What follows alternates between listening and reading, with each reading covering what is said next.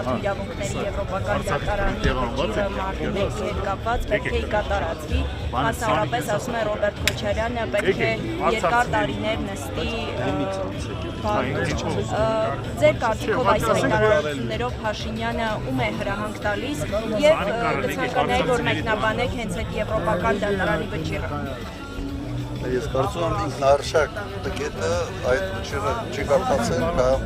իրեն հիմարի տեղը դնում, չի հասկանում, թե ինչի մասին է խոսում։ Այդ վճիռը հետևյալի մասին է, որ մահվան դեպքերը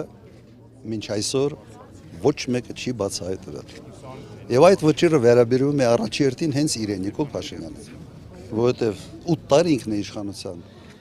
ղեկին եւ 8 տարի ոչ մի մահվան դեպք չի բացահայտվել։ Վճիռը դրա մասին է, ուրիշ բովանդակություն այդ վճռի մեջ չկա։ Իսկ այդ հայտարարություններով ում է փորձում ինքը հրահանգ տալ։ Ում որ 8 տարիա հրահանգում է, անընդհատ, առաջի անգամը չի։ Ուզի պիտի կալանք տաս, պետքա նստի եւ 3 անգամ ես ասում մտել եմ բան դուրս եմ եկել հենց այդ հրահանգների արդյունքում։ Եթե մեկ սենց իրեն սիրած, այսպես ասենք, գովազդած Եվրոպայի մեկ քաղաքական գործիչ այդպիսի մի հայտարարություն աներ, քաղաքական դիակ կլիներ նույն պահի։ 1 ժամ հետո պետք է հրաժարական տար։